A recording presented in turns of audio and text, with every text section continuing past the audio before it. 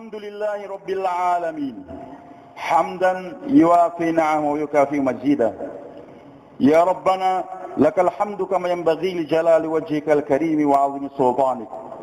اللهم صل على سيدنا محمد وعلى آله وأصحابه أجمعين. سبحانك لا علم لنا إلا ما علمتنا إنك أنت العليم الحكيم.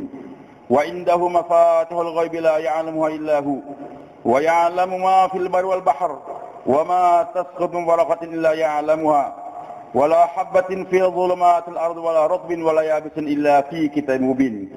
أشهد أن لا إله إلا الله وحده لا شريك له وأشهد أن محمدا عبده ورسوله وصفيه وخليله بلغ الرسالة وأدى الأمانة ونصح الأمة وكشف الغمة وجاهد في سبيل ربه حتى أتاه اليقين. اللهم جز عنا وعنه وعن الإسلام والمسلمين خير ما جزيتنا من أمته ورسولنا قومه. فيا المسلمون الكرام أوصيكم ونفسي بتقوى الله فقد فاز المتقون. يقول عز وجل يا أيها الذين آمنوا اتقوا الله حق تقاته ولا تموتن إلا وأنتم مسلمون. ويقول رسول الله صلى الله عليه وسلم اتق الله حيثما كنت وأتبع السيئة الحسنة تمحوها وخالق الناس بخلق حسن atau kama qala Nabi sallallahu alaihi wasallam. Hadirin jemaah Jumat yang dimuliakan oleh Allah Subhanahu wa taala. Sejak awal Allah telah jelaskan bahwa Al-Qur'an yang merupakan pegangan umat Islam sampai akhir zaman. Alif Lam Mim zalikal kitab la raiba fihi hudal lil muttaqin. Alif Lam Mim zalikal kitab itu Al-Qur'an la raiba fihi tidak ada keraguan di dalamnya. Hudal lil muttaqin, petunjuk bagi orang bertakwa. Hadirin jemaah Jumat dengan Subhanahu wa taala, kekhususan daripada Al-Qur'an bahwasanya Al-Qur'an tidak ada keraguan di dalamnya, walaupun sebagian manusia masih meragukan sampai sekarang. Namun hadirin keraguannya ada di hati mereka, bukan menunjukkan Al-Qur'an tidak benar. Al-Qur'an itu benar adanya. Matahari di tengah hari semua orang sepakat bahwa yang mentari adalah putih warnanya. Tapi ada orang yang sakit mata. Dia pandang matahari itu warnanya kuning. Dan dia berteriak, marah. Wahai sekalian manusia, kalian bohong. Saya lihat matahari kuning warnanya. Padahal semua orang sepakat matahari warnanya putih waktu itu. Apa yang menyebabkan dia meragukan keputihan matahari? Karena ada sakit mata yang ada di mata dia. Al-Quran itu benar adanya, tapi masih meragukan akan keasal Al-Quran. Fi qulubihim maradun fazadahumullahu marada. Di hati mereka ada penyakit, maka ditambahkan penyakit tersebut oleh Allah Subhanahu wa taala. Di antara kebenaran Al-Quran hadirin, Al-Quran menceritakan apa yang lalu sebagai tamsil, ta'bir bagi kehidupan kita. Menceritakan apa yang terjadi sekarang, dan termasuk kehebatan Al-Quran untuk menunjukkan bahwa semakin hari semakin nampak benarnya Al-Quran. Al-Quran menceritakan apa yang terjadi di masa akan datang. Di antara dua yang pasti terjadi, dan ini menjelang tibanya hari kiamat, atau ciri di antara hari kiamat akan tiba, dan harus kita persiapkan dengan kerja dakwah ini. Dua di antara yang diberitakan oleh Allah, dan ini pasti terjadi, dan arah ke sana pun sudah nampak sekarang di depan mata kita. Yang pertama, Allah Subhanahu wa taala firmankan tentang kehidupan Bani Israel yang tadinya mereka tinggal di Palestina, keturunan Ibrahim alaihissalam. Nabi Ibrahim punya dua orang istri, yang pertama Sarah, kemudian yang kedua Siti Hajar radhiyallahu anhuma. Dari keturunan Sarah lahir Ishak alaihissalam, kemudian putranya Yakub, kemudian Yusuf. Begitulah berlanjut Bani Israel berasal daripada keturunan Ishak, Yakub. Israel nama Yakub alaihissalam, Bani Israel berarti keturunan Yakub alaihissalam. Hadirin mereka pertama tinggal di Palestina, dibimbing oleh para anbiya, bahkan tidak kurang daripada ribuan nabi dikirimkan oleh Allah untuk membina Bani Israel. Tapi senantiasa kebanyakan mereka membangkang dengan ajaran yang diwahyai pada nabinya, sehingga kutukan Allah datang pada mereka, disebarkan di permukaan dunia. Wa qatta'nahum fil ardi umama. Kami sebarkan, pisah-pisahkan mereka di penjuru dunia aja. Allah muliakan lagi mereka dengan datangnya Yusuf alaihissalam, dibawa ke Mesir, dimuliakan sebagai raja, menteri-menteri, pejabat-pejabat. Tapi karena jauh daripada ajaran para anbiya, kemudiannya mereka menjadi hamba-hamba saya, budak-budak di Mesir, membangun piramida dengan kerja rodi dan sebagainya. Allah ingin muliakan kembali Bani Israel dengan datangnya Musa alaihissalam. Kembali kepada Allah, dimuliakan. Fir'aun pun dihancurkan oleh Allah. Dan Allah katakan setelah itu kepada Bani Israel, wa qulna min ba'di Bani Israel uskul ardh. Kami katakan kepada Bani Israel, silakan tinggal di Mesir sekarang. Dan Allah katakan, fa idza jaa wa'dul akhirati ji'na bikum lafifa. Nanti kalau sudah akan tiba hari kiamat, kami pasti akan kumpulkan kembali kalian di satu tempat. Janji Allah hadirin. Bani Israel yang sekarang tersebar di seluruh dunia, bahkan ada di Indonesia, suatu saat nanti akan dikembalikan ke tempat. Dan ulama sepakat tempat kembalinya Bani Israel adalah Palestina. Ini yang pertama, dan pasti akan terjadi. Dan arah ke sana pun sudah mulai nampak. Ketika kami berada di negara-negara miskin, termasuk di Sudan, di Yaman, di Mesir juga, orang-orang Israel yang ada di negara tersebut, di Habasyah, Ethiopia, sudah pada kembali dan dipersiapkan oleh pemerintah Israel sekarang. Itu pemukiman-pemukiman. Hadirin, tanpa mengurangi kesemangatan saudara-saudara kita yang berjuang di Palestina untuk melawan Israel. Tapi ingat, bagaimanapun juga usaha untuk mengusir Bani Israel dari Palestina suatu hal yang tidak akan mungkin terjadi. Janji Allah, mereka akan dikembalikan ke Palestina. Mereka akan berkumpul semua seluruh dunia. Yang miskin-miskin sudah mulai datang.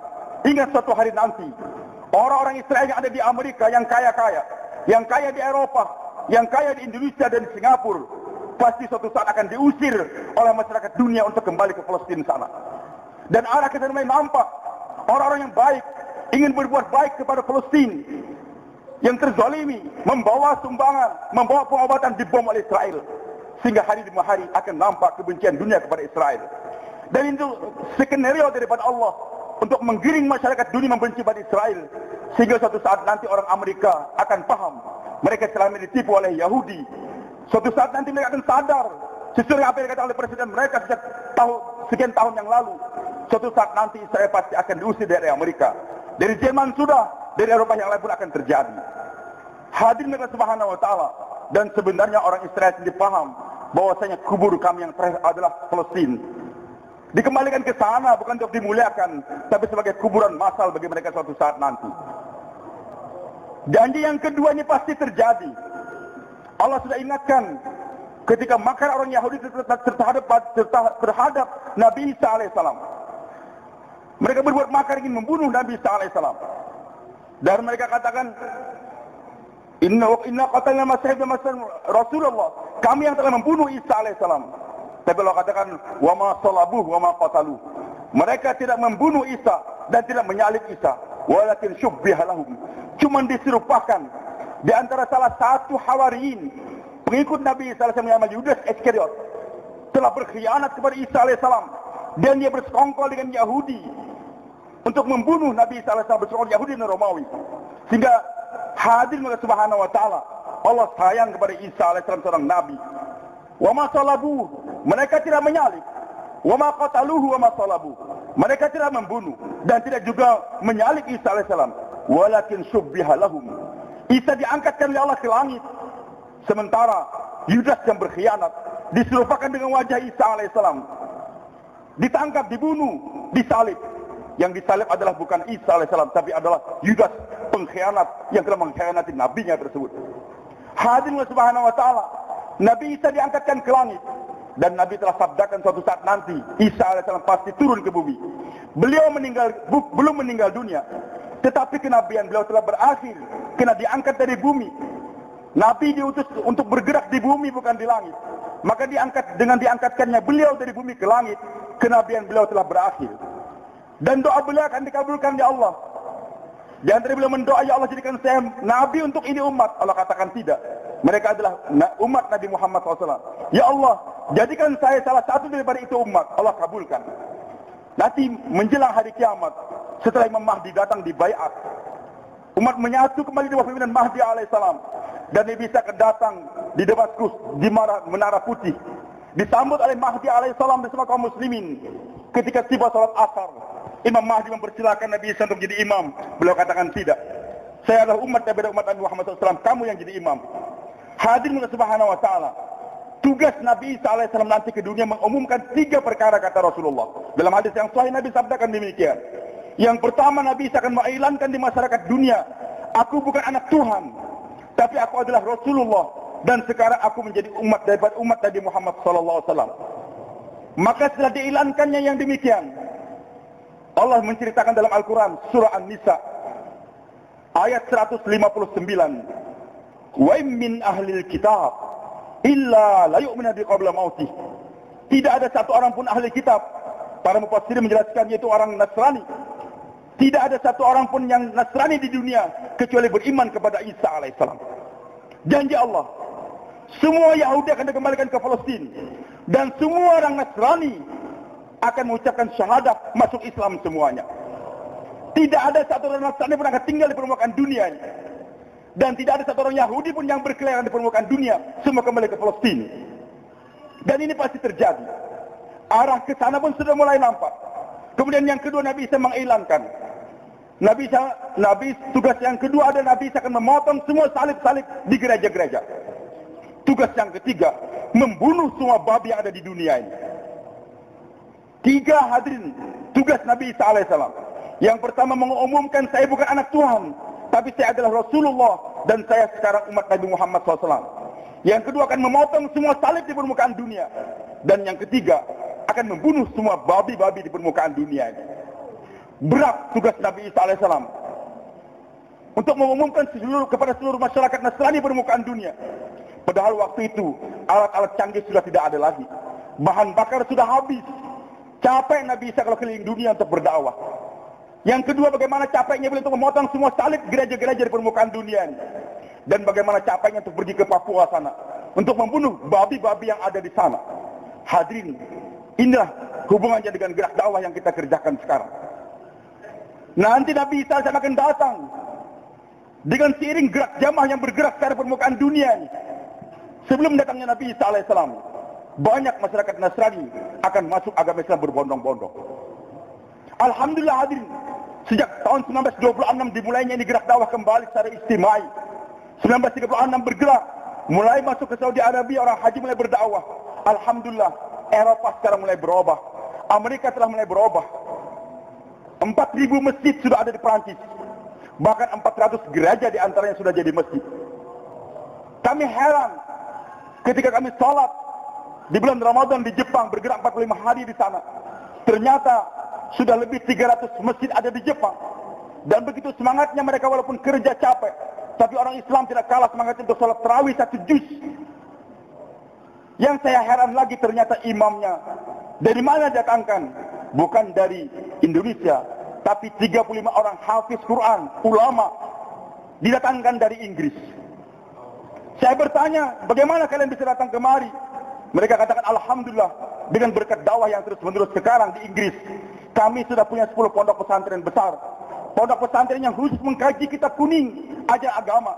Dari 2 pondok pesantren yang besar saja, Birmingham dan yang kedua Dewsbury, yang merupakan markas dakwah kita di Eropa terbesar di sana, menghasilkan setiap tahun tidak kurang daripada 100 hafiz Al-Quran. Orang tua kita, almarhum Dr. Nur Al-Idrus, semoga Allah mengangkatkan derajat beliau senantiasa, pulang dari Inggris bercerita kepada saya ketika kami sholat tarawih di markas Dewsbury sana di Inggris. Ternyata imam datang bertanya kepada beliau yang duduk di saf yang pertama, ayo hafiz Quran? Bapak hafal Quran atau tidak? Beliau katakan tidak hafal. Tolong pindah ke saf yang keempat. 3 saf pertama di Inggris hari ini, bulan Ramadan, diisi oleh para hafiz-hafiz Al-Quran. Panjangnya saf tidak kurang daripada 100 orang. Hadirin subhanahu wa ta'ala, dengan gerak dakwah ini hari demi hari, masyarakat Eropa akan masuk Islam. Begitulah hadirin Allah subhanahu wa ta'ala, dengan banyaknya orang masuk Islam, gereja-gereja sudah berubah jadi masjid. Sehingga nanti ketika Nabi Isa alaihissalam datang, kebanyakan gereja sudah berubah jadi masjid atau madrasah. Sehingga tidak capek lagi Nabi Isa untuk memotong gereja salib-salib yang ada di gereja sana. Dan ini pasti terjadi, janji Allah. Yang kedua, flu babi. Yang ketiga, yang pertama saya katakan masyarakat akan semakin banyak yang masuk Islam. Dan yang kedua tadi, gereja-gereja akan semakin berubah menjadi masjid dan madrasah. Sehingga tidak capek Nabi Isa untuk memotong itu salib-salib. Yang ketiga, kalau umur kita panjang akan melihat nanti flu babi atau flu burung akan semakin merebak, sehingga nanti akan ada pembantaian habis-habisan babi di permukaan dunia. Bukan orang Islam saja yang membantai. Tim dokter akan menyadari bagaimana bahayanya itu babi. Maka setiap pemerintah, setiap negara mengusulkan, bahkan menggerakkan tentara dan polisi untuk membunuh babi-babi. Dan itu pasti terjadi. Babi akan habis di Papua, akan habis di Indonesia, akan habis di Eropa. Sehingga ketika Nabi Isa datang, tinggal babi yang ada sekitar negara Arab. Enggak capek bagi Nabi Isa untuk membunuh itu babi. Hadirin jamaah Jumat yang Subhanahu wa taala, inilah firman Allah. Dua kenyataan yang pasti akan terjadi. Yahudi akan dikembalikan ke Palestina dan Nasrani akan masuk Islam semuanya. Gereja akan berubah, babi akan mati. Tinggal nanti menjelang akhir zaman, kata Nabi kita Muhammad SAW, peperangan besar akan terjadi antara Yahudi dengan kaum muslimin. Yahudi semua di Palestina, kaum muslimin di sebelah Jordania sana. Terjadi peperangan, tapi semua makhluk akan membantu umat Islam. Bahkan pohon, batu akan berkata, wahai muslim, di belakang saya ada Yahudi, bunuh dia. Enggak ada tempat bagi Yahudi untuk bersembunyi. Dan memang ciri khusus bagi orang Yahudi, mereka itu penakut, hanya berani berperang, Allah katakan min warai judur, di balik tembok, di balik batu, di balik pohon, sembunyi mereka berani berperang. Tapi nanti akhir zaman, tembok-tembok akan bicara, pohon bicara, batu bicara, di belakang saya ada Yahudi, sembunyi, bunuh dia. Kecil pohon yang namanya gharqad, kata Rasulullah SAW. Dan itu pohon banyak ditanam sekarang di Palestina sana. Hadirin jamaah Jumat yang dimuliakan oleh Allah Subhanahu wa taala, tinggal buat keputusan sekarang. Islam pasti tersebar kembali. Kita akan membaca di koran, nanti akan tertulis sekian negara ini masih Islam semuanya, kabupaten ini masih Islam semuanya. Cuma tinggal dua, apakah Anda ingin menjadi penonton atau pemain? Penonton sekadar membaca di koran perkembangan Islam, alhamdulillah Islam bagus, Islam tersebar. Sebagai penonton tidak mendapatkan pahala apa-apa. Tapi jadi pemain, bergerak kita. Walaupun kita tidak bergerak, masyarakat Tidore, masyarakat Tangir nggak bergerak, Islam tidak berarti tidak akan tersebar. Masyarakat Sulawesi Utara nggak mau bergerak untuk agama, sibuk dengan cengkeh, sibuk dengan perkebunan, Islam tidak akan mundur. Jangankan kita, para sahabat saja Allah sudah ingatkan, wa in tatawallaw yastabdil qauman ghairakum tsumma la yakun amsalakum. Kalau kalian wahai sahabat enggak mau lagi bergerak untuk berdakwah, Allah akan gantikan kalian dengan generasi yang lain yang akan berjuangkan ini agama.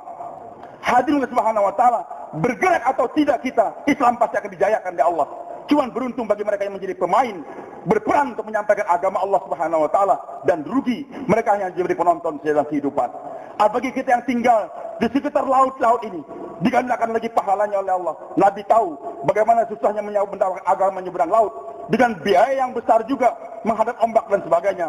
Maka Nabi gembirakan kepada masyarakat sekitar laut, ghazwatun fil bahri mislu asyatan ghazwatin fil bar. Perjuangan nyeberang laut, pahalanya digandakan 10 kali lipat daripada perjuangan di daratan. Nabi SAW tidur di rumah Ummu Haram binti Milhan radhiyallahu anha, bibi susuan beliau, berbaring tersenyum. Maka Ummu Haram bertanya, ya Rasulullah, kenapa engkau senyum? Nabi katakan, aku melihat sekelompok daripada umatku sedang menyeberang laut, berada di atas kapal seperti anak-anak raja di atas tahta mereka. Nabi tersenyum, kenapa? Karena waktu itu perjuangan hanya menyeberang padang pasir, di daratan, belum ada yang menyeberang lautan, dan resikonya sangat tinggi. Nah, tapi digambarkan oleh Allah, wahai Muhammad, jangan takut. Nanti umatmu yang kemudian akan menyeberang laut untuk membawa ini agama. Maka ketika bermimpi dan mimpi Nabi hak, ketika mimpi adanya umat yang mau menyeberang lautan, Nabi tersenyum. Ummu Haram binti Milhan langsung bertanya, minta, ya Rasul, doakan agar saya termasuk di antara mereka. Begitu semangatnya itu wanita ingin berjuang menyeberang laut, Nabi katakan, anti minhum, engkau termasuk di antara mereka. Tidur lagi, senyum lagi. Ditanya, kenapa kau senyum lagi ya Rasulullah? Saya mimpi lagi, rombongan yang kedua nyebrang laut lagi untuk menyampaikan agama. Naik kapal, berada di atas tahta, di atas kapal, seperti anak-anak raja di atas tahta mereka. Ya Rasulullah, doakan agar saya termasuk rombongan yang kedua. Nabi katakan, tidak, kamu termasuk rombongan yang pertama saja. Meninggal dunia Rasulullah SAW. Abu Bakar pun meninggal, Umar meninggal dunia. Utsman bin Affan radhiyallahu anhu menjadi khalifah di Madinah. Muawiyah bin Abu Sufyan menjadi gubernur di negeri Syam. Beliau melihat ada kesempatan untuk menyeberang ke Eropa sana. Dibuat armada besar, diilankan. Kita akan menyeberang ke Eropa untuk membawa ini agama. Ummu Haram binti Milhan ingat apa yang terjadi dengan Nabi SAW dahulu. Maka dia target suaminya Abu Ubadah bin Samit. Ubadah bin Samit, cepat daftarkan nama kita berangkat bersama dengan rombongan. Diterima. Rombongan itu berangkat ke Siprus. Sesampainya di Siprus sebarkan agama di seluruh Eropa. Ketika perjalanan pulang akan kembali ke Damaskus. Perjalanan menuju pelabuhan, Ummu Haram jatuh dari kendaraan dan meninggal dunia di sana. Rombongan yang baru pulang dari Siprus bercerita kepada saya, kami alhamdulillah sempat ziarah ke makam Ummu Haram binti Milhan, dan di atas kubur beliau tertulis al-mar'atus salihah, wanita yang salihah. Hadirin jamaah Jumat yang Allah Subhanahu wa taala, beruntung bapak-bapak yang tinggal sekitar laut. Mari kita seberangi ke lautan, pergi ke pulau-pulau untuk membawa ini agama, maka kita menjadi pemain yang akan dimuliakan oleh Allah Subhanahu wa taala. Penonton tidak akan mendapatkan trofi, tidak akan mendapatkan mahkota. Pemain akan memegang trofi dan membuat mahkota daripada permata yang disiapkan oleh Allah Subhanahu wa taala. Yaqulu Rasulullah sallallahu alaihi wasallam, kullu bani adam khata wa khafata'in tawwabun. Setiap anak Adam tentu salah, dan sebaik-baik mereka yang salah mereka yang mau bertobat kembali pada Allah. Tubu ilallah wastaghfiru innahu huwal ghafurur rahim.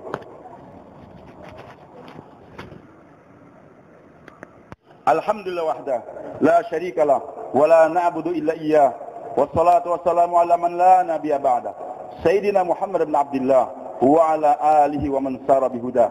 Asyhadu an la ilaha illallah wahdahu la syarika lah wa asyhadu anna Muhammadan abduhu wa rasuluh وصفيه وخليله بلغ الرسالة وأدى الأمانة ونصر الأمة وكشف الغمة. أوصيكم ثالث بتقوى الله فقد فاز المتقون.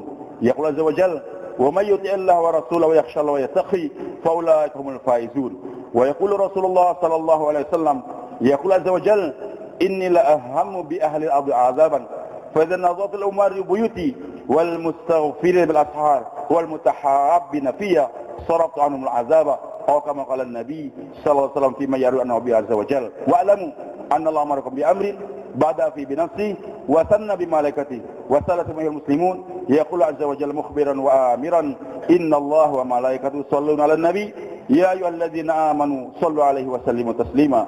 اللهم صل على سيدنا محمد وعلى آل سيدنا محمد كما صليت على سيدنا إبراهيم وعلى آل سيدنا إبراهيم وبارك على سيدنا محمد وعلى آل سيدنا محمد كما باركت على سيدنا إبراهيم وعلى آل سيدنا إبراهيم في العالمين إنك حميد مجيد. وارض اللهم عن الخلفاء الراشدين المهديين أبي بكر وعمر وعثمان وعلي وعن بقية الصحابة رسول الله أجمعين. اللهم اغفر للمسلمين والمسلمات والمؤمنين والمؤمنات الأحياء منهم والأموات إنك سميع قريب مجيب الدعوات. ربنا اغفر لنا والإخوان الذين سبقونا بالإيمان ولا تجعل في قلوبنا غلا للذين آمنوا ربنا إنك رؤوف رحيم. اللهم أنزل هدايتك ورحماتك وبركاتك على دين البلد وسائر بلدان المسلمين. اللهم استخدمنا واستخدم رجالهم لخدمة هذا الدين دعاة لكل دينك في مشارق ومغاربها واجعل نساءنا ونساء متحجبات متنقبات غير متبرجات واجعلهن كنساء الصحابة واجعل أولادنا وأولادهم من الصالحين واجعل من القرآن حفظه. اللهم إنا نسألك الهدى والتقى والعفاف والغنى. اللهم إنا نعوذ بك من جهد البلاء ودرك الشقاء وسوء القضاء وشماتة الأعداء. ربنا